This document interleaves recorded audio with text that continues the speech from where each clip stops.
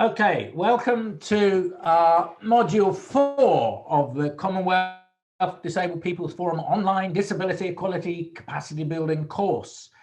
We're certainly zipping through these, and I hope you're all getting something out of it. Today, we're going to be looking at access, assistive devices, innovation in those areas. And I'm Richard Reeser, General Secretary. And today on this unit, I'm joined by Sarah Kamau, our acting chair of the Commonwealth Disabled People's Forum from Kenya, and Natalie Murphy, our Commonwealth Disabled People's Forum executive member for the Caribbean.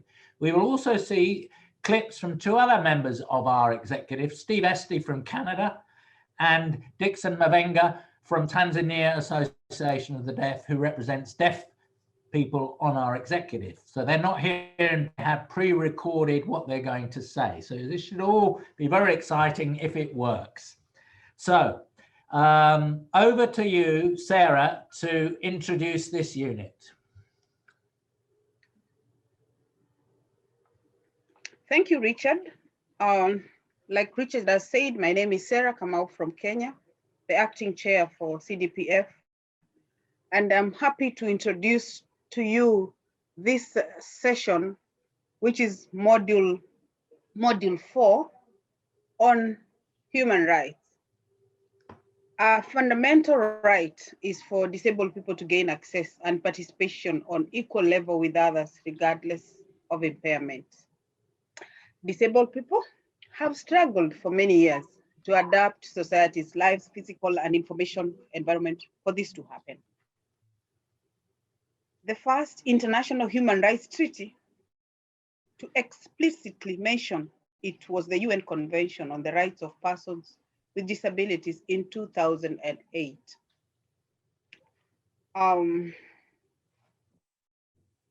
There had been clauses in previous treaties, national laws, building codes and standards that had partially acknowledged the need for access in the previous 120 years. All of these were fought for by disabled people and their organizations and some non-disabled led organizations. People with sensory impairments were in the vanguard arguing for the teaching and use of Braille, sign language, gaining concessions in a minority of countries, usually in Higher income. Next. Richard, next. Yeah, okay. The UNCRPD, and that's when. Do you want me to go back, or you're all right? Okay, you missed the last bit. UNCRPD, the Article 9 establishes binding obligations on states. I missed the last one. Yeah. Consequently, rights for consequently rights for. Yeah, you go on to the next one. Here we go. Yeah, I'll go on to the next one now. If you can put it up, Richard. Yeah, are you not seeing it? It is up there. The provisions of this.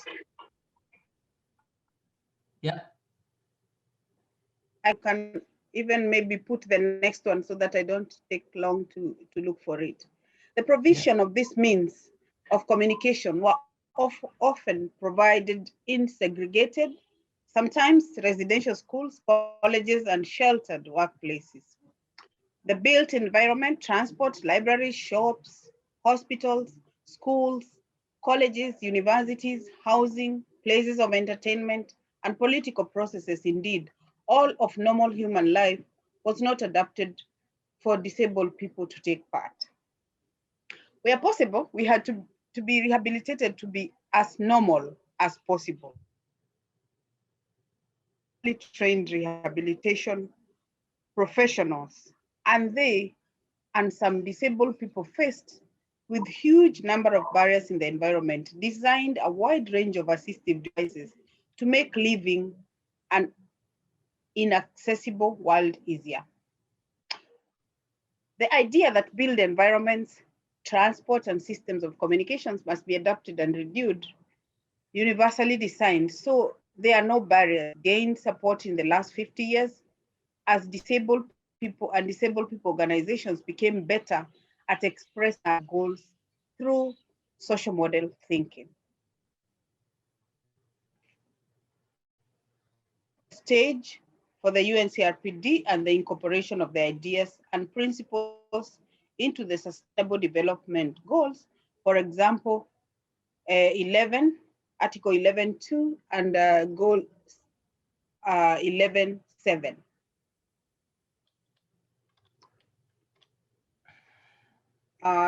The COVID-19 pandemic has tested the robustness of our societies and how have incorporated these principles into our day-to-day activities, and they have been wanting. Around the world and across Commonwealth, our disabled people organizations have had to push governments to provide signed announcements and information, to provide essential information in easy read and pictograms.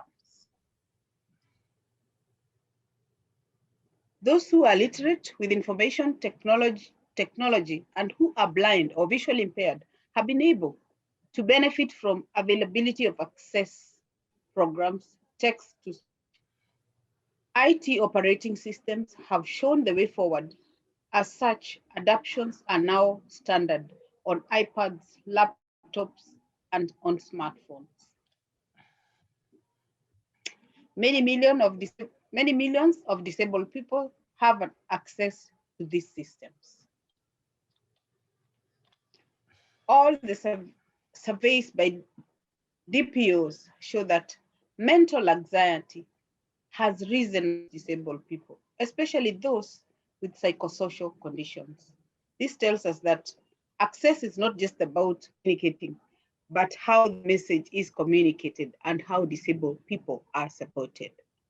As we build back better, there has never been a better time to argue for access and the provision of assistive technology to avert the colossal wastage of human potential and pain that a business as usual approach will mean for the world and its disabled inhabitants.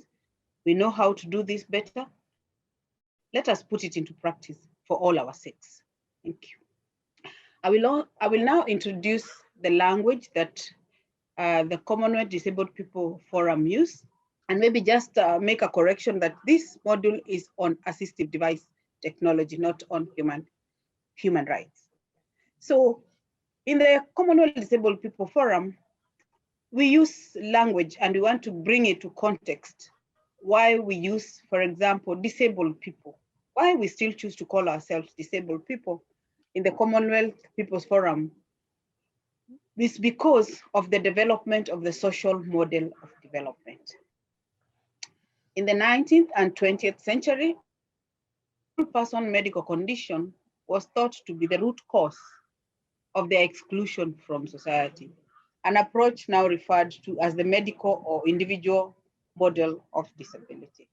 We use the social model of disability where the barriers of environment, attitude, and organization are what disabled people with impairments and lead to prejudice, discrimination.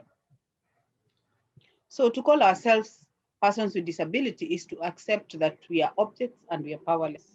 We also view ourselves as united by a common oppression, so are proud to identify as disabled people rather than persons with disabilities. When we are talking about the UN Convention on the Rights of Persons with Disabilities, we will use people or persons with disabilities. I hope you get the context. Thank you. Thank you, Sarah. We'll hear from you a bit later. Okay, here it's very important when we're talking about access, not just ramps and lifts and language. There are many millions of disabled people who have intellectual impairments and have difficulties with reading. And so the UN Convention is provided in an easy read format. Easy read means very simple and to the point language and pictograms. So this, just to make the point, the basic principles which we covered last week or the week before last are still here. People are free to make their own choices. No one will be discriminated against. Disabled people have the same rights to be included as anybody else. Disabled people are to be respected for who they are. Everyone should have equal opportunities. Everyone should have equal access. So there we are. What we're talking about today, access, is one of the key principles of the entire convention. Men and women should have equal opportunities, and disabled children have evolving capacity.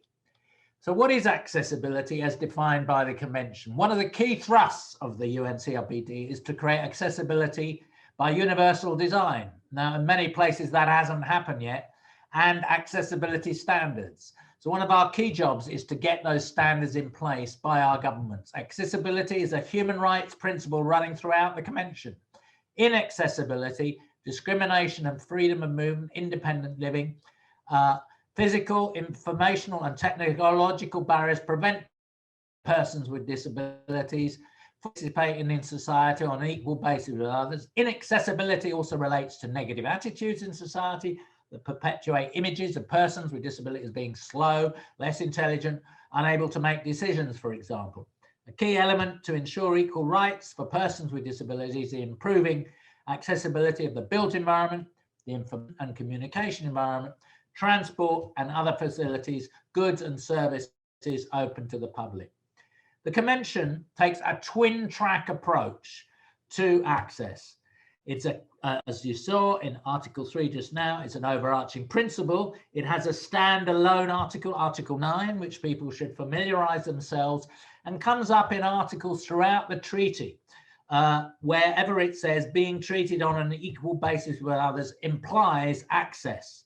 And specifically in Article 20, personal mobility, Article 21, expression, freedom of expression and information, which has particular things to say about Braille and sign language. Article 24, which talks about the modes and means of education to be accessible. Article 26, where focuses on habilitation and rehabilitation. Article 27 on work and employment. Article 28 on adequate standard of living. Article 29, participation in political life. And Article 30, excuse me, participation in the cultural life, recreation and leisure and sport. Each of those named articles has specific reference to access. Richard, so basically, you need to slow down. Yes, thank you. You can't get around the convention without seeing access as a key issue. Now, linked to this is Article 19. And one of our goals in the disability movement for a long time against the institutionalization or being kept in homes where people look after us without us having any say about it has been to recognize the equal right of all persons to live in the community with choice is equal to others and shall take effect if an appropriate measure to facilitate our full enjoyment of these rights and full inclusion.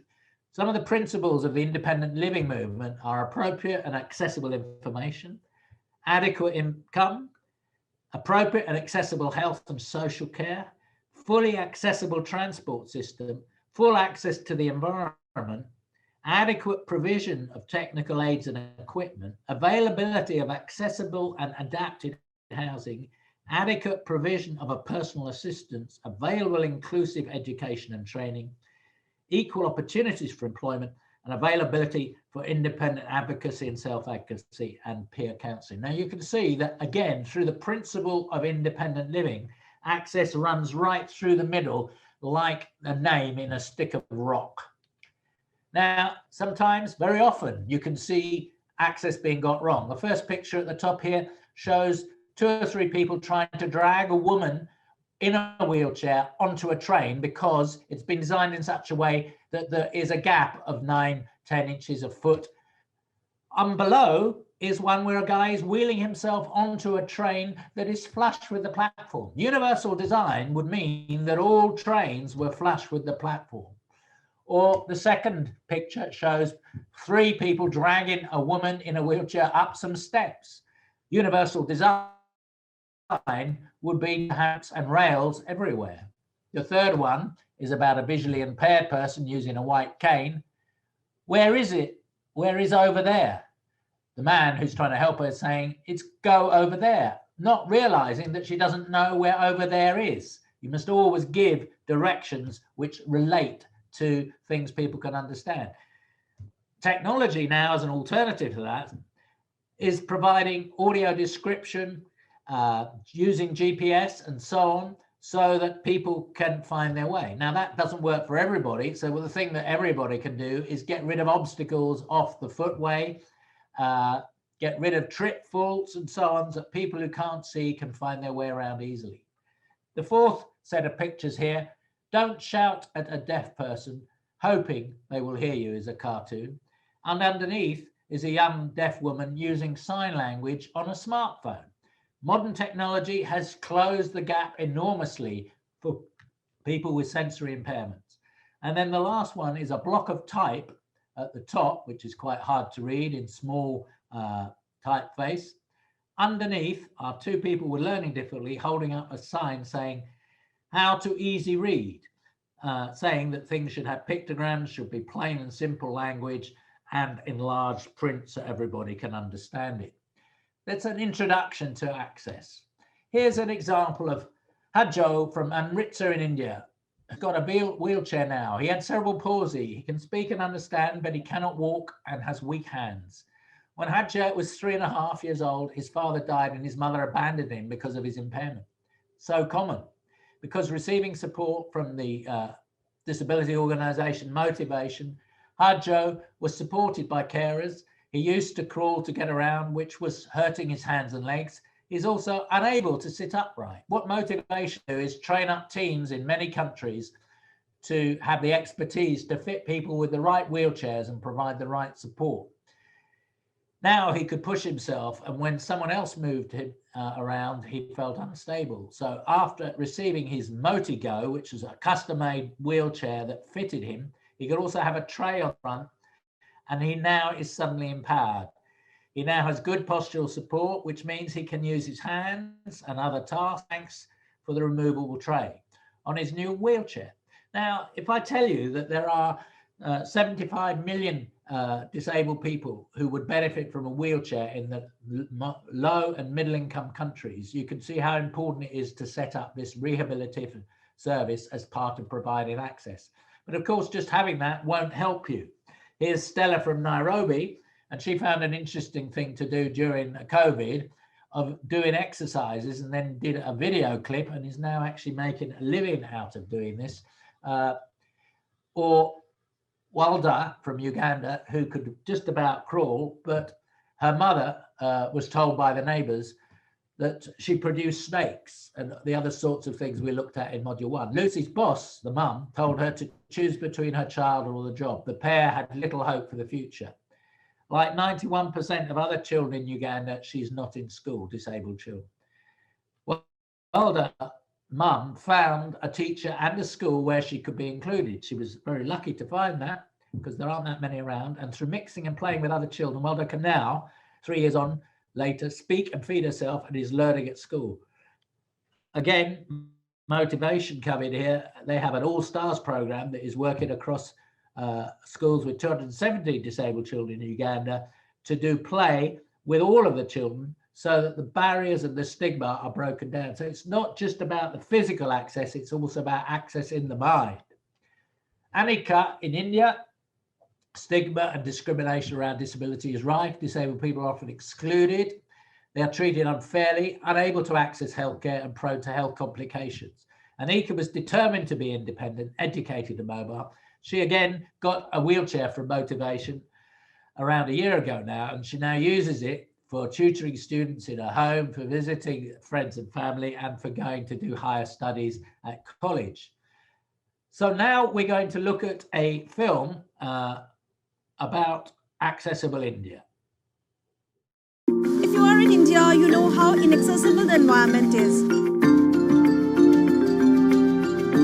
It's so difficult to catch the buses, to go around on the roads, or even to go to a restaurant. There are a lot of barriers in the external and the internal environment. For example, if somebody in the wheelchair wants to go out and access a pavement or a footpath, the footpaths do not have curb ramps. They are bollards and the spacing is not adequate. The illumination is not good and the surface is so rough and uneven that one cannot maneuver the wheelchair on their own. Also, there are issues for climbing up the buses. Most of the buses do not have ramp. Even if we design good bus stops and bus shelters and the ramp is not opened regularly, the chassis of the bus is higher and the people on the wheelchairs who are boarding from the roads will not be able to do it.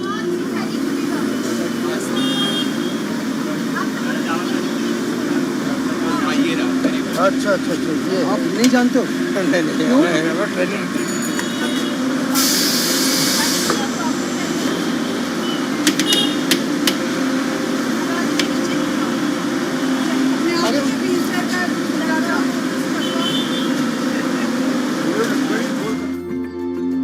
Most of the shops where we want to go for shopping, eating, or just buying a book, these shops do not have ramps.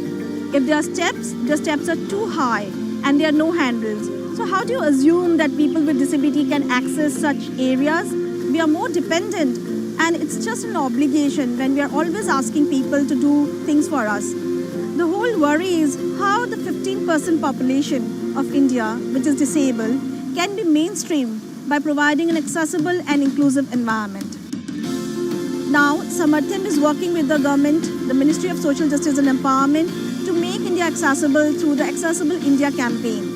The campaign looks at all the capital cities in the states and do 100 buildings per state fully accessible.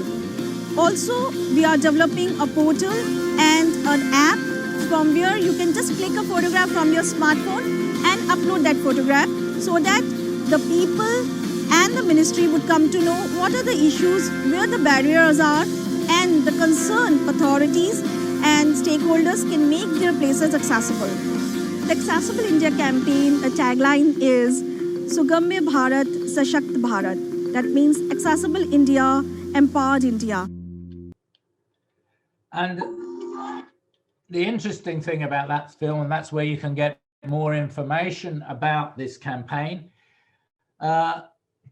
is that one of the things we fought for in London with Transport for London is that every bus has to check its ramp every day before it leaves the bus station, because they have a habit of breaking down. It was interesting seeing the driver of the bus there really not knowing what to do with getting the ramp out on his bus.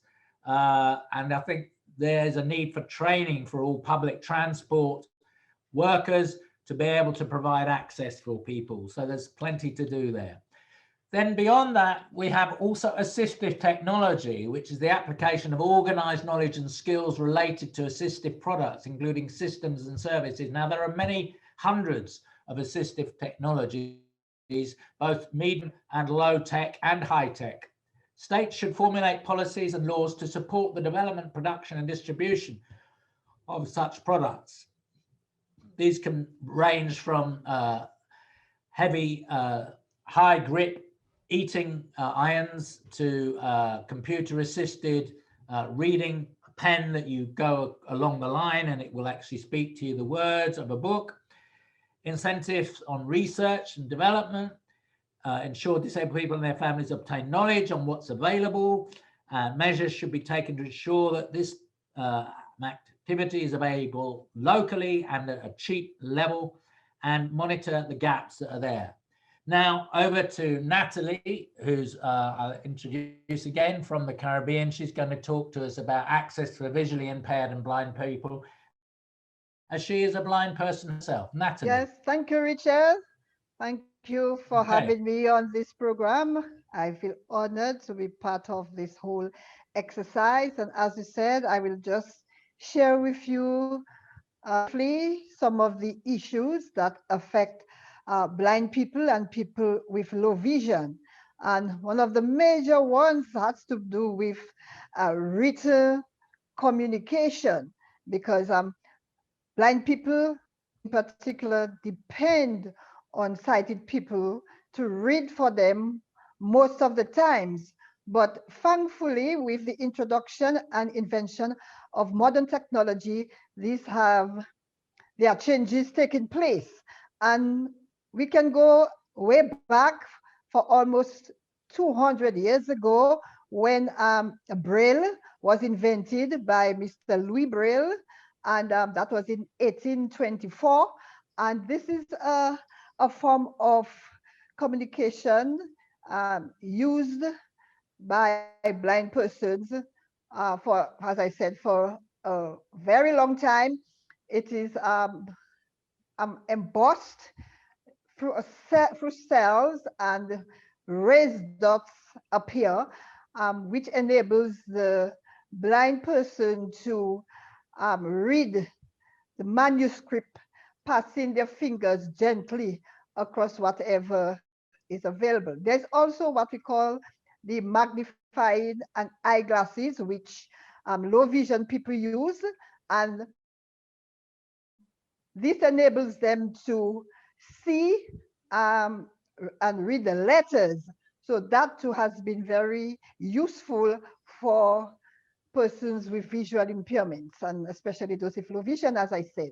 But in recent times, and I think in the last 20th century, and even most recently the 21st century, we have the introduction of screen readers, which have become very popular with blind people, and they have quite a few of them, but I will just mention a few for the purposes of time. We have what we call the Job Access with Speech, which is JAWS, and this is a commercial software. And I should say that screen readers are software applications that translate text and other images into speech, thus allowing the blind person to hear using speakers or earphones. And as I said, there is the first one that has been very popular was the JAWS program. But in recent time, the non-visual desktop access, which is NVDA, has also been introduced. This is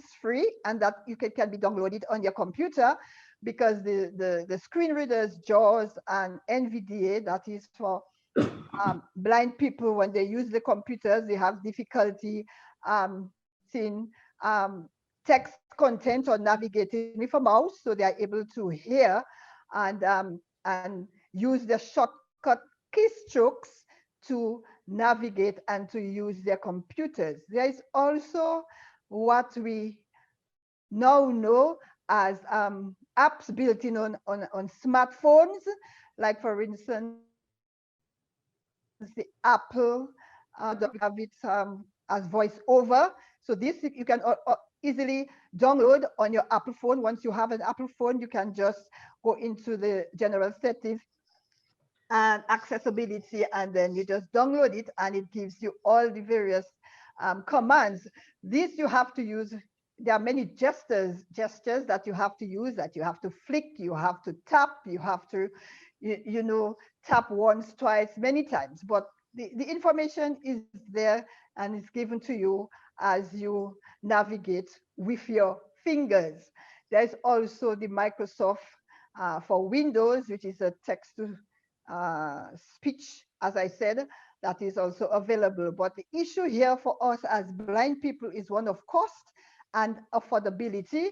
Some of these screen readers range between $300 US and $1,000 US, and which of course many of us as blind people are unable to afford because of our economic situations. But the fact is that persons who are blind or blind persons now cannot be left behind, and no longer left behind in terms of accessing the modern technology.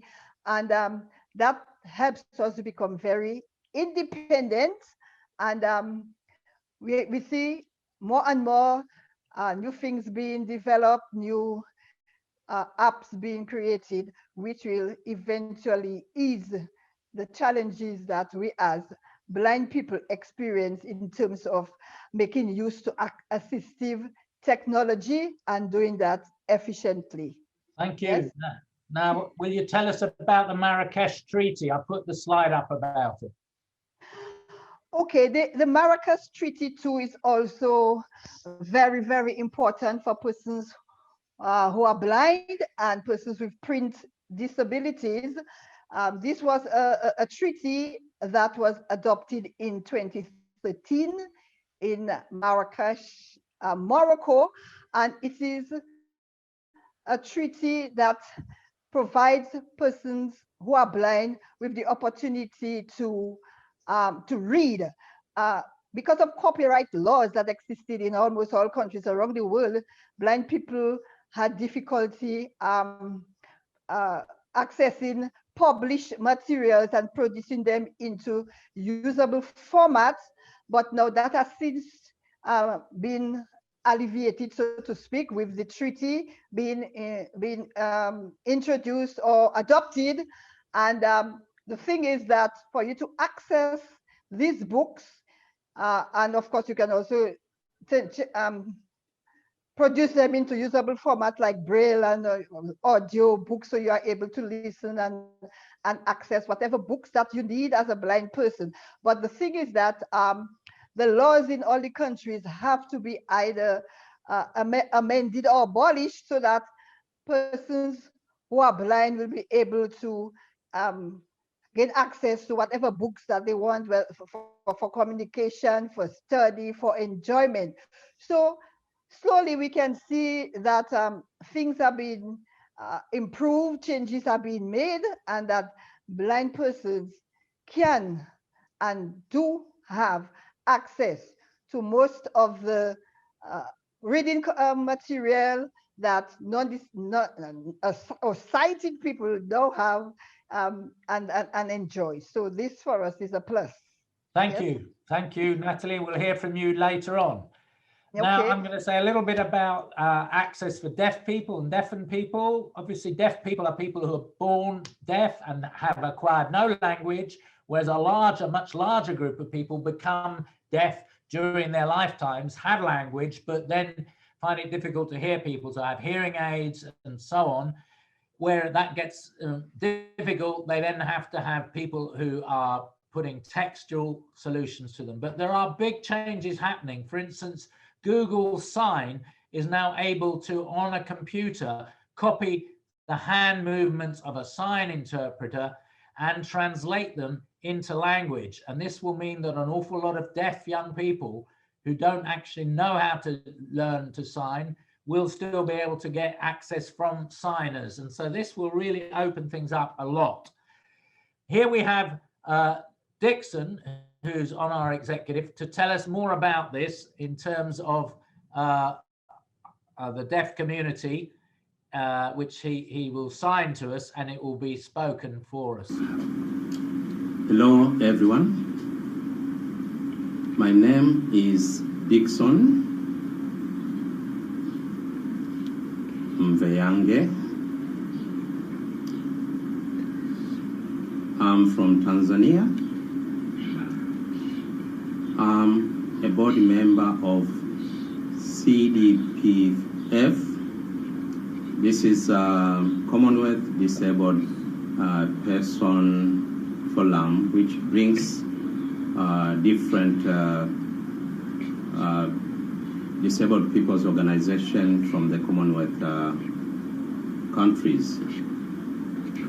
I'm going to talk about sign language. Sign language is quite very important for deaf people to access human rights.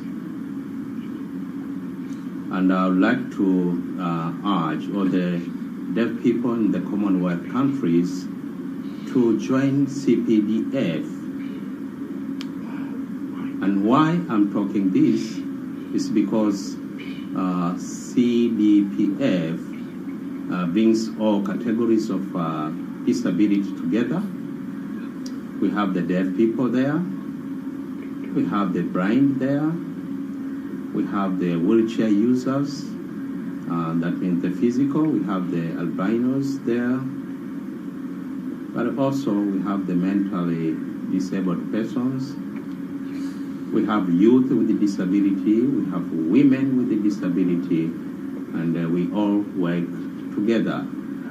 We work together to advocate for the rights of persons with a disability. And we have UNCRPD. UNCRPD is an important document. It's a tool because it has been approved by UN, and it talks about how the rights of different groups of people have to be accessed. And the deaf people have a specific component or articles within the UNCRPD which promotes the rights for use of sign language for the deaf people.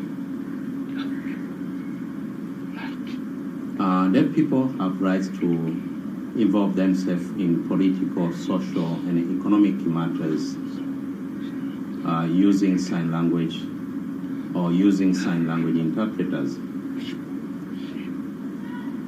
So with sign language, it's important, and also it's possible for the deaf people to participate and also to stand for their rights. For example, during elections, deaf people can choose or be chosen.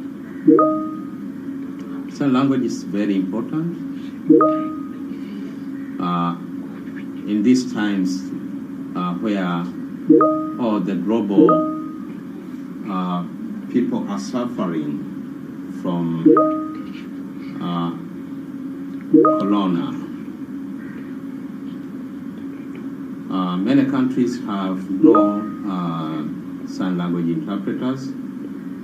There are deaf people who are experiencing a lot of operations, and now it's important for the deaf people in all the countries to make sure that we join hands with the CPDF so that it becomes empowered to advocate for policies and laws that will change the world, and they will have our rights through the legal frameworks.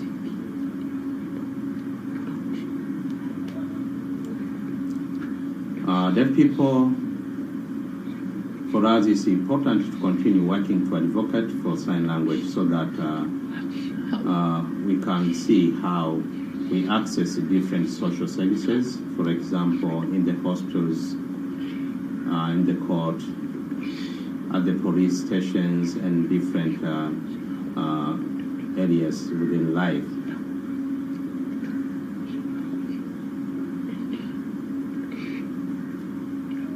Let me talk a little bit of sign language and education for deaf people. Sign language is important in education, and if the deaf children don't have access to sign language in schools, that means deaf people will not be able to learn. It's not possible for them to participate well in school development. So I'll urge all the deaf association, the Commonwealth, to stand strong, to join hands with the CPDF so that we can achieve the human rights for our deaf children, women, and all other groups of disabled persons. I'm happy to see you all that you are joining for the Zoom meeting with the CPDF, and I'm hoping that you'll learn a lot. And at the time you finish, you go back to your home and train other people what you have learned. Now we have COVID being troubling everywhere, so it's important to share information about COVID. Thank you very much. And so, thank you, Dixon. And to get the other side of hearing impaired people, we went to Steve Esty in Canada, who's also on our executive, and this is what Steve had to say. I'm from Canada, and I'm on the executive of the Commonwealth Disabled People's Forum. I'm pleased to be able to talk to you today a little bit about accessibility and about my own disability. I'm a late deafened person, so I wanted to chat a little bit about that, because I think it's helpful for people to understand that deafness is a kind of a multifaceted thing, you know. There are some people who are born deaf. We call them, here in North America, we call those people culturally deaf because they grow up with sign language as their first language, and they grow up interacting a lot with disabled people who are with deaf people. But for a person like me, I was hearing until I was almost 40 years old, which sadly was a few years ago. In any case, I went all through school as a hearing person. I started to slowly lose my hearing when I was in high school, but I went through high school without any accommodation or anything. And by the time I went to undergrad at university, I was wearing a hearing aid. But it took, 20 years to slowly lose my hearing. And in terms of access for people like me, people who are deaf or who are hard of hearing, like deafened, we tend to use captioning here in North America. I don't know if it's as common in other parts of the world, although I think it's becoming more and more common. We call it here closed captioning for the hearing impaired. And we actually have it now in movie theaters and on most television stations and so on. And it's becoming increasingly common through internet communication as well. So it really makes things a lot more accessible for me. But I need to have captioning so I can read what people are saying. And it's challenging because, as you can tell, I do speak. And a lot of times people find it unusual when someone speaks and they're not able to hear. So it can be challenging, but it's something that you overcome, you know. In terms of meetings and in terms of interacting with people, I would have captioning to participate in those meetings. And without it, I really can't participate. So that's the main kind of accommodation that people who are deaf or who are hard of hearing and late deafened use. And I think that it's fair to say that it's becoming more and more common as time goes on. So it becomes more and more, you see more and more people who are hard of hearing and late deaf and participating in things. I think that my own experience of traveling internationally in Africa and Asia, see a lot of people who are hard of hearing that don't have access to accommodations like hearing aids and captioning and things like that. So even if you're just hard of hearing, you wind up effectively being deaf because you don't have access to the technology to help you overcome it. So I think that as a late deafened person, really we're very technologically dependent, and that technology can be somewhat expensive by times. So in terms of planning for accommodation and for having disabled people's organizations have participation with late deafened people, I think it's important to try and budget that where possible, because it's something that's very distinct from sign language interpreter. And the sign language interpreter doesn't do anybody, or doesn't do somebody like me very much good because I don't sign. Anyway, that's a little bit about being late deafened, okay? And so then we go on to access from for people who have intellectual impairments, whether it's on the neurodiverse spectrum or people who have general learning difficulties.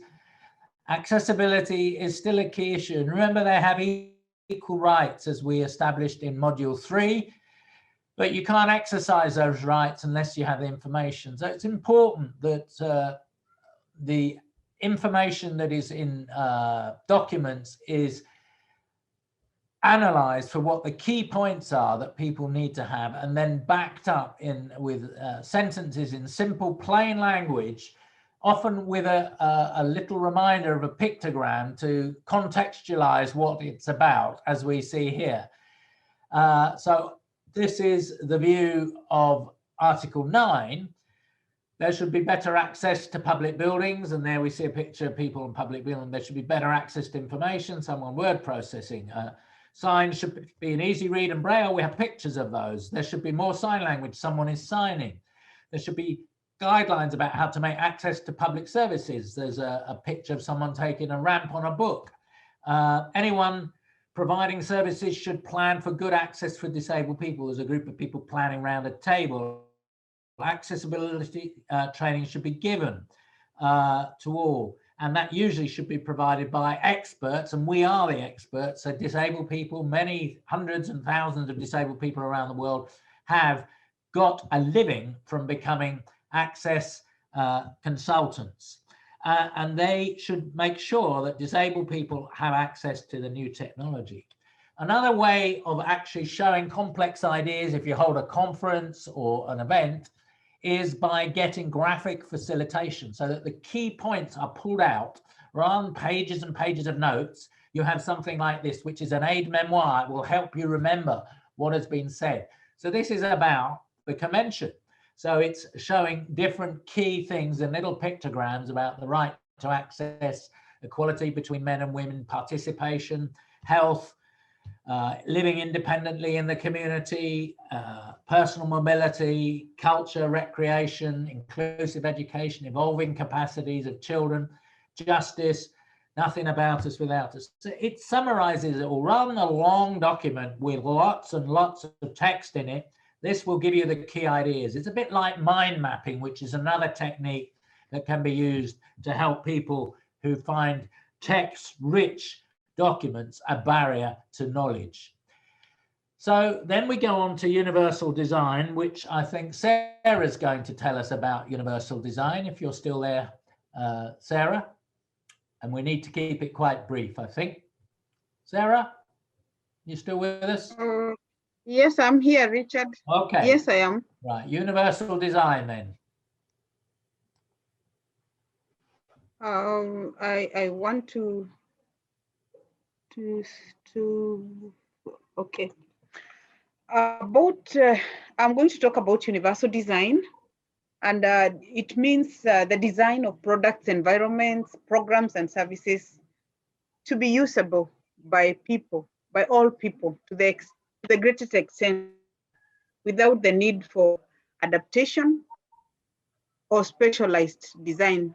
Shall not exclude assistive devices for particular groups with disabilities that are needed according to Article 2 of the UNCRPD. I'll also talk about the principles of universal design, which include equitable use. The design is useful and marketable to people with diverse abilities. Then we have a principle on flexibility of use. The design accommodates a wide range of individual preferences. And I'm unable to see some of the pictures here. Okay. Yes. Simple, Look at. Let me hide. Yes. Simple, intuitive use, easy to understand, perceptible information. So again, everybody can get it regardless of their sensory impairments. Tolerance of error.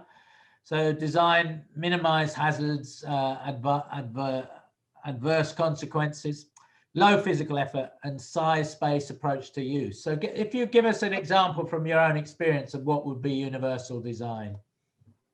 Okay, universal design for me means an accessible environment for all types of people, and more so persons with disabilities who are challenged because of the different types of barriers in the environment that we face. For example, we have ramps for use that are not according to standard, and therefore one is unable to use them even when they are already put in place. But the standards are not according to the universal designs, so they become very uncomfortable for persons, especially with physical impairment or wheelchair users for that matter, and even people who are blind and have to walk on those kind of ramps, find it difficult to do so because the designs are not universal. So I think here in our country, we still have a long way to go to make designs standardized, because they are just put as a quick fix to show that there's a design. When you get even to a ramp, you find the next thing is a staircase. So how does a person who has a disability or an impairment then use such design? So I think that's the challenge that we face here. Yes. Thank you, Sarah. Another example of universal design is the internet, which Tim Berners-Lee, who was one of the inventors of it, said he wanted it so there would be no barriers for disabled people. Well, of course, there are barriers because certain software producers have built barriers into it.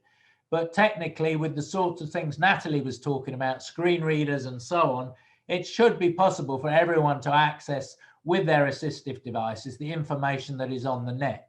And one of the things we can do is make sure that websites don't have barriers built into them, have campaigns to get accessible websites, accessible environments. And just the last point, instead of having a heavy door on a building, why not have it automatically opening, which will benefit people with prams, blind people, wheelchair users, everybody will benefit from a universal design. And so maybe there need to be grant aid from government for buildings to make them more universally designed.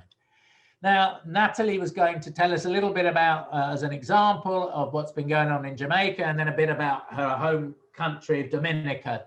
Natalie. Yes, thank you, Richard. Okay, yes, with regards to catering to the needs of blind people as it relates to the use of assistive technology, we know of a project that was launched by the government of Jamaica in 2016, where they will be catering for the needs of blind persons and also those with those who are deaf and hard of hearing, and it is being undertaken under the CARICOM Trade Competitive Project, and I must say that Jamaica really has been a model and leading really in terms of catering to the needs of persons with disabilities. Not only were the first to sign and ratify the United Nations Convention on the Rights of Persons with Disabilities, but they have quite a few facilities there that cater to the needs of their that part of the population. Also in Dominica, the government of Dominica last year launched a program to be funded by the World Bank that is in the digital economy to ensure that Dominicans in general really benefit from the use of and have access to technology. And one of the interesting things that was said was that persons with disabilities want to be excluded. So what we have done as an organization was already grasp the opportunity and submitted a project to them so that we will be able to, in collaboration and conjunction with them, conduct or implement this project to ensure that not only persons who are blind and visually impaired have access, but all persons with disabilities will be able to benefit from these funds, and it's quite a bit of funds available. Thank you. Additionally, I also want to talk about what other countries have been doing in terms of assisting blind persons to become computer literate. And in the absence of government funded support, the organizations on their own have conducted several training programs. We have success stories in Guyana with Gani Singh, we have in Barbados with Karen Ifield, we have in Antigua, we have in Trinidad. So the organizations have been helping and ensuring that blind and visually impaired persons do acquire the skills and are able to use the technology as it evolves. Yes. Thank you very much, Natalie. And now, Sarah, you were going to talk to us a bit about this project of a sign language dictionary in the Seychelles, which is over in the Indian Ocean away from Kenya, and then a little bit about Kenya. Okay, I'll about a case study in Seychelles on the deaf and hearing impaired community in Seychelles. Has its own sign language dictionary for the first time. And dictionary was launched on Saturday after 10 years of work, that is December 2019, Victoria, the capital. When presenting the dictionary, Annie Rislam from the University of Lille said that it is intended to follow the local signs and thus promote their dissemination. It is also a valuable tool for young deaf people to meet sign language for the first time, and a valuable to deaf students and their teachers. The publication was made possible through a partnership agreement between the National Institute for the Young Deaf in Paris, the Association of People with Hearing Impairment in Seychelles, the the Ministry of Education and Human Resource Development, and the University of Lille. The chairperson of the Association of People with Hearing Impairment in the Seychelles, Anita Gardner, said she is very happy, proud of the team that worked on the project. We had our ups and downs, but we were determined to finish. As sign language is a right, our association felt it was our duty to make sure that happened. Now our job is to teach the whole population. So this is a good effort for the deaf in the Seychelles. And I can also say that in Kenya, we have a dictionary also, and we are proud to say that it has been around for over 10 years, I think now, and it has been used in many schools and universities to teach sign language students, because we have which is like the syllabus that is accepted for people to use even for media purposes, like during the presentation of news and other media session, that the Kenya Sign Language is what is used. And the dictionary has been a very big milestone for uniting and making the language universal. So it is a plus for us. And also Kenya Sign Language is, okay. Thank you. And our last example is from Canada. Back to Steve again, who is going to tell us about how Canadian DPOs got an act of parliament. Hi, my name is Steve Esty, and I'm from Canada. I'm a Canadian representative on the board of directors of the Commonwealth Disabled People's Forum, and I hold a seat that actually is meant to represent organizations of people with disabilities from so-called donor countries of the Commonwealth. So that's Canada, the United Kingdom, Australia, New Zealand, and Malta. And I try to carry the concerns of DPOs from those countries to the CDPF. In any case, today I want to take a moment and talk a little bit about accessibility here in Canada.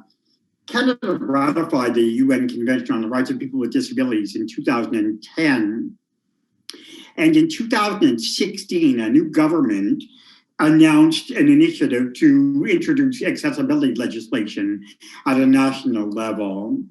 And that process played out over a 3-year period, I guess, between 2016 and 2019.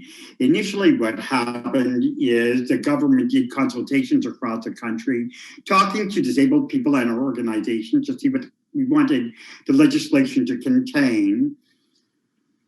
That then led to a process of the government taking that information and bringing it internally and working with its legislative drafters to come up with draft legislation. Pardon me. While the government was drafting that legislation, they provided resources for Canadian DPOs to consult amongst ourselves about what we wanted the legislation to look like. So we did that over the course of about 18 months. We traveled across the country. I was working with an organization at the time called the Council of Canadians with Disabilities, and we had a cross-section of about 15 disability organizations that we worked with to canvass people's opinions at a grassroots level. The government work had been primarily in capital cities across the country, different provinces. Our work went to smaller towns and rural parts of the country to listen to what disabled people wanted the accessibility legislation to look like. So we did that over the course of about a year, and we produced reports. And by the time we produced our report, the government had come up with its initial draft legislation. The draft legislation then went to our House of Commons. Through that process, and after the second reading in the House, it went to a committee of members of Parliament. And at that time, DPOs presented to the Parliamentary Committee about the changes that they wanted to see in the draft legislation to enhance it and improve it. We went through a process of back and forth with that over the course of about 6 months with the parliamentarians in both our House of Commons and our Senate. And at the end of that period of time, there were a number of changes introduced into the legislation that were requested by the Canadian disability community, really enhanced the strength of the legislation. And in 2019, the Government of Canada actually passed our accessibility legislation called the Accessible Canada Act. I'm going to stop. Okay, thank you. Now we'll just come on to the last 3 slides, which are summarizing what we're doing. These are based, all these last 3 slides, on an analysis of the UN committee, the first 14 reports, the criticisms made of the first 14 Commonwealth countries that they reported on. And they said the following things: that DPOs really need to carry out a situational analysis to identify barriers to access not addressed, a lack of compliance with legislation, and identify gaps in national legislation frameworks, and link that to the UN CRPD and the Sustainable Development Goals. The state parties at all levels of government need to audit implementation on compliance with the legislation they've got. Many have legislation, many have accessibility standards, they're just not applying them. Which should include physical environment, built environment, modified public, private housing, public transport, road, rail, air and boat, and review and amend the legislation. State parties need to accelerate the full implementation in the area of ICT, information communication technology, including by the provision of low-cost software and assistive devices for persons with disabilities. And this needs to link in with sign language, captioning, braille, and easy read. And then also state parties to implement national state law on accessibility, such as we just heard in Canada, by taking a cross-sectoral approach, requiring all ministries engage in a public infrastructure discussion. Now, Natalie was going to do this one. State parties to ensure compliance with Article 9 of the UNCRPD in national legislation. Are you still with us, Natalie? Do you want to do this one? Or do you want me to just skip through it? I think as we're getting close on time to our hour. You could go ahead. You could go ahead, Richard. Okay, thank you, Natalie. It's just we're running out, I think. Yes. Legally binding accessibility action plans with benchmarks and indicators. These should be the bread and butter of the disability movement, to equip ourselves to be able to do this. Progressively developing operational measures, the accessibility of transport systems, the information and communication technology policy, the provision of remedies. It's no good having legislation if you can't challenge it in the court system where people are flouting it. This also needs to be when infrastructure projects are brought in by foreign investment. The ministries need to have rules on procurement that have to fit in with the accessible legislation. And that should not exclude tax-free areas, which many countries do to entice big business into their country and then say you don't have to go by the regulations. They do and they should. Setting a time frame and targets for implementing access to caption services, description video. This is on the mass media. All mass media, broadcast media should be accessible with audio description, captioning and sign language available, which is now very possible on digital channels to have that. And compliance with internationally recognized standards of access. So that's what the legislation needs to say. And when you are consulted about it, make sure these points are in. And requiring universal design as we move forward. And now I'd like to call on Sarah to finish up our program here, the last one of what is to be done. Sarah, are you still with us? Yes, Richard, I'm still here. Okay, so here, last one, what is to be done for access? What is to be done for access one is that state parties need to develop effective monitoring and reporting. Then we should have state parties take measures to ensure that the technology and services necessary for the repair and manufacturing of mobility aids, assistive devices be made available locally and at an affordable cost. Then we also need the state parties to support the teaching, use, and development of the national sign language for deaf people and deaf blind people, and ensure sufficient sign language interpreters are trained and available. That for those who are hard of hearing, hearing aid technology is widely and cheaply available for them. State parties should also ensure teaching and information is provided accessibly to those with learning difficulty and psychosocial impairments in ways and environments that are conducive to their comprehension. Yeah. So that's the end of the content. You can say a last word, Tracy.